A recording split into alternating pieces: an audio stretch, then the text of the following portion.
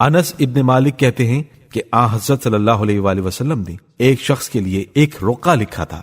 وہ آپ صلی اللہ علیہ وآلہ وسلم کے حضور میں سلام کے لیے حاضر ہوا. آپ صلی اللہ علیہ وآلہ وسلم اس وقت نماز میں مصروف تھے. اس نے دیکھا کہ حسنین کبھی آپ کی گردن، کبھی آپ کی پشت پر سوار ہو جاتے ہیں اور کبھی آگے پیچھے ہو کر گزر جاتے ہیں. جب حضور صلی اللہ علیہ وآلہ وسلم نے نماز تمام کی تو اس شخص نے کہا کہ ان صاحبزادوں نے آپ کی نماز کو کیسا خراب کیا ہے.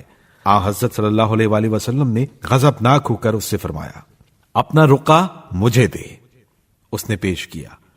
آپ صلی اللہ علیہ وآلہ وسلم نے اسے پھاڑ ڈالا اور فرمایا، جو ہمارے چھوٹوں پر رحم نہیں کرتا وہ ہمارے بڑوں کی عزت نہیں کرتا، نہ وہ ہمارا نہ ہم اس کے.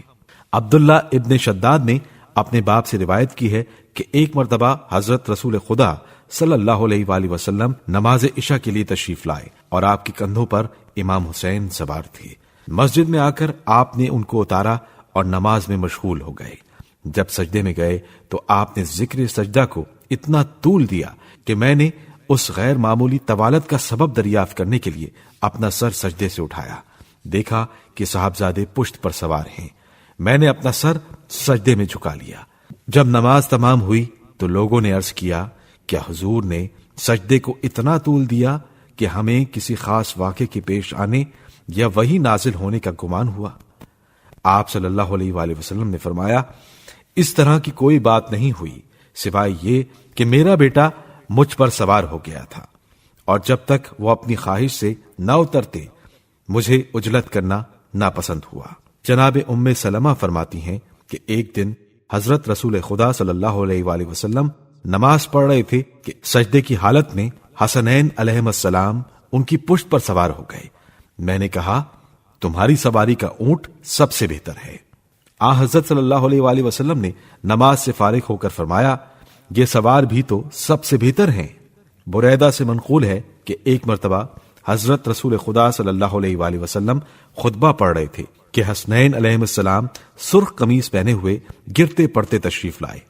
حضرت صلی اللہ علیہ وآلہ وسلم ان کو دیکھ کر ممبر سے نیچے اترے اور دونوں کو گود میں اٹھائے ہوئے ممبر پر تشریف لے گئے اور فرمایا، اللہ نے سچ فرمایا ہے کہ تمہارے مال اور تمہاری اولاد آزمائش ہیں.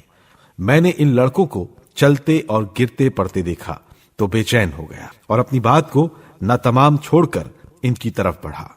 ایک مرتبہ حضرت رسول خدا صلی اللہ علیہ وآلہ وسلم کہیں تشریف لے جا رہے تھے. راستے میں امام حسین علیہ السلام بچوں کے ساتھ کھیل رہے تھے. آپ ان کی طرف بڑھے، وہ ادھر ادھر بھاگنے لگے. حضور صلی اللہ علیہ وآلہ وسلم یہ حالت دیکھ کر ہنستے تھے اور ان کے پیچھے پیچھے جاتے تھے. آخر پکڑ لیا اور اپنا ایک ہاتھ تھوڑی کے نیچے اور دوسرا گردن پر رکھ کے حسین کے منہ کے بوسے لینے لگے اور فرماتے تھے، حسین مجھ سے ہے اور میں حسین سے ہوں. خدا بندہ تو اس کو دوست رکھ جو حسین کو دوست رکھے. حسین نواسوں میں سے ایک نواسا ہے. ابو ہریرہ کہتے ہیں کہ ایک روز حضرت صلی اللہ علیہ وآلہ وسلم مسجد میں تشریف رکھتے تھے کہ امام حسین علیہ السلام آئے اور آپ کی آغوش میں لیٹ کر اپنی انگلیاں ریش مبارک میں ڈالنے لگے. حضور صلی اللہ علیہ وآلہ وسلم نے بڑے پیار سے اپنا منہ ان کے منہ پر رکھ دیا اور فرمایا، خداوندا میں اسے دوست رکھتا ہوں، تو بھی دوست رکھ، اور جو اسے دوست رکھے اسے بھی دوست رکھ.